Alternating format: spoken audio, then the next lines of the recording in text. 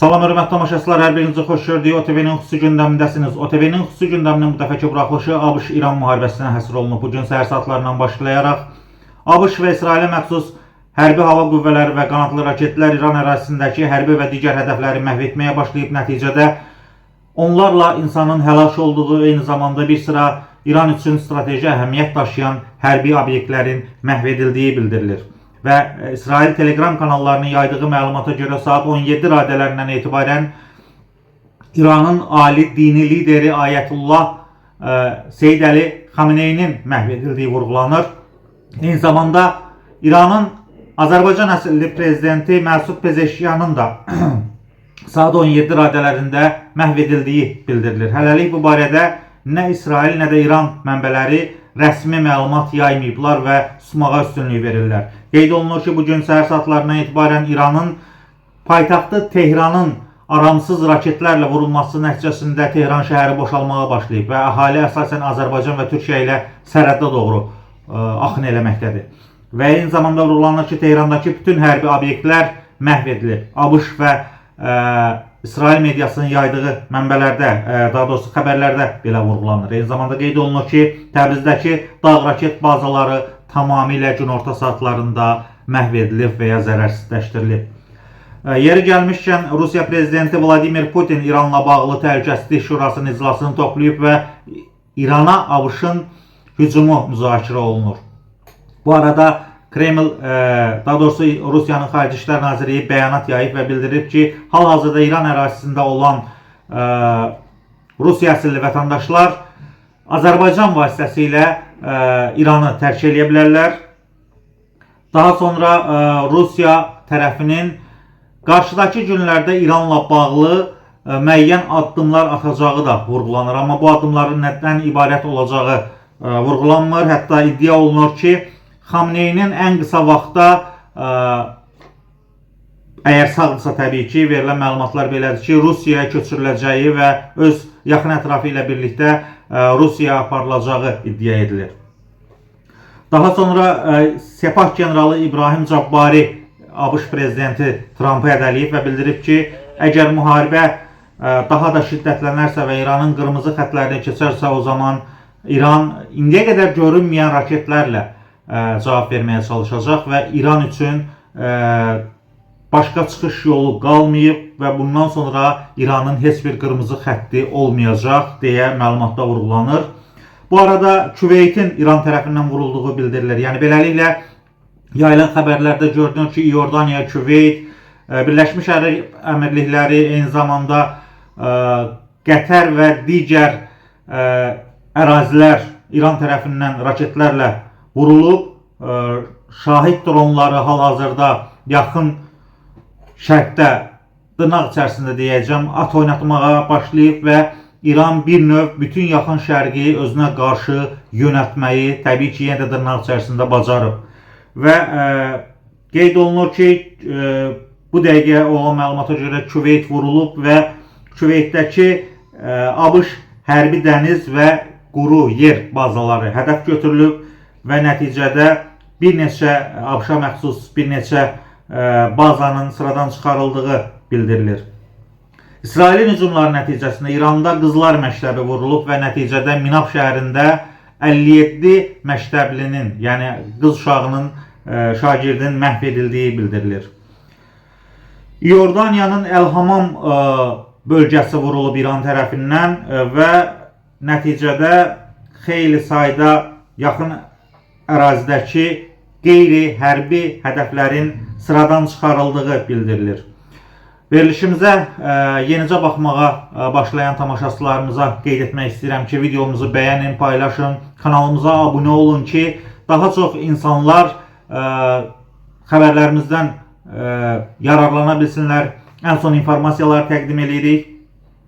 Və İran son məlumatlarda qeyd olunur ki, belə bir bəyanatla xəbərdarlıq yayıb ki, Birləşmiş Ərəb Əmirliklərindən çıxın, bu gecə İranı orada əsl cəhənnəm gözləyir.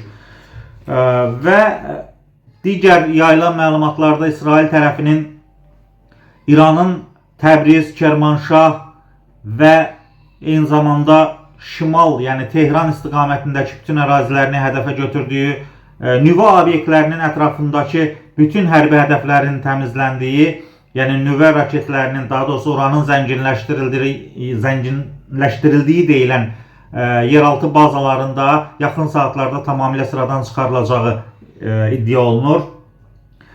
Bundan başqa qeyd olunur ki,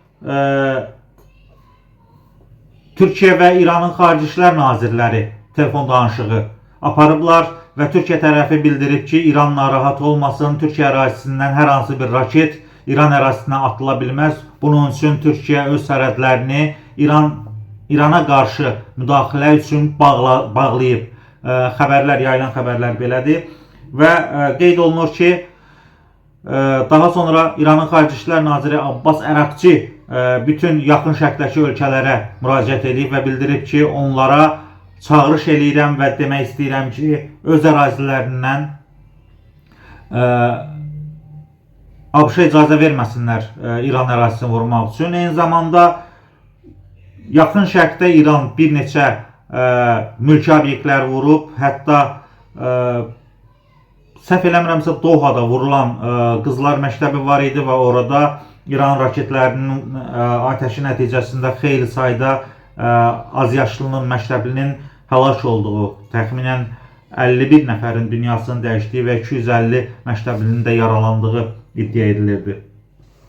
Daha sonra İran tərəfinin Sepahın generalları əl-ayağa düşüblər və Güney Azərbaycanda əsasən milli fəal kimi tanınan Abbas Lisani və digər şəxslərlə bildirilir ki, görüşlər keçirilib. Təbii ki, evin zindanında, Tehrandakı zindanda və onlardan Təbriz əhalisini İrana, daha doğrusu ABŞ-a və İsrailə qarşı ayağa qalxmağı səsləyiblər. Onu da qeyd eləyək ki, Güney Azərbaycanlı soydaşlarımız molla rejimindən bezdikləri üçün hələ ki məsələlərə səssiz və sakit yanaşmağı üstün tuturlar, proseslərə hər hansı bir formada münasibət bildirməyə tələsmirlər. Və ABŞ tərəfi İran əsgərlərinə, İran Müdafiə Nazirliyinə məxsus hərbiçilərə çağırış eləyib və deyib ki, qısa zamanda silahı yerə qoyun və təslim olun. Və son dəqiqə bir məlumatı diqqətinizə çatdırırıq. Verilən məlumata görə İran İsrailin şimalındakı hərbi və qeyri-hərbi hədəfləri vurub. Nəticədə bir neçə mülki evə, daha doğrusu binaya zərər, ziyan dəydiyi bildirilir. Eyni zamanda qeyd olunur ki, Aşkelon şəhərinə endirilən zərbələr nəticəsində bir sıra mülki obyektlər, eyni zamanda hərbi təyinatlı müəssisələr ziyan görüb. Təbii ki, yerüstü obyektlərdən gedir və xeyli sayda İsrailin hava limanları hal-hazırda bütün uçuş eniş zolaqlarını bağlayıb.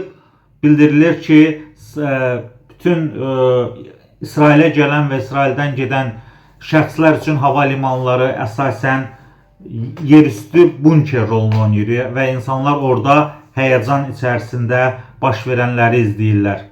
Və bu arada yayılan məlumatlara görə İsrail raketləri yenidən Kermanşah şəhərinə zərbələr endirib və nəticədə 16 nəfərin öldüyü iddia edilir.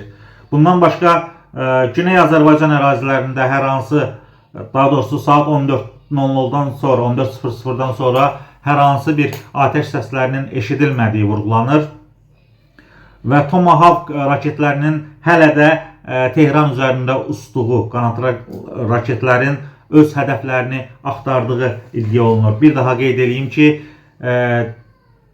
İsrail mediasının, daha doğrusu Telegram kanallarının yaydığı məlumata görə İranın ali dini lideri Xameneyi və İranın hazırki prezidenti Güney Azərbaycanlı, Azərbaycan türkü olan Məsud Pezeşkiyanın da hadisələr nəticəsində, yəni yeraltı bunkerdə, gizləndikləri yerdə məhv edildiyi bildirilir. Hələ ki nə İsrail tərəfi, nə Amerika mətbuatı, yəni rəsmi tərəf, rəsmi mənbələr, eyni zamanda İran tərəfi də məlumatı rəsmən təsdiqləməyiblər və bu barədə hər hansı bir fikir bildirmirlər.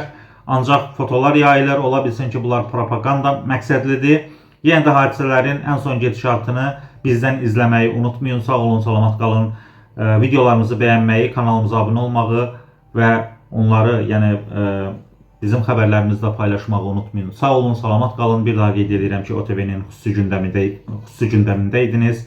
Aparıcınız isə mən idim, Tural Turan. Hələlik, sağ olun, salamat qalın.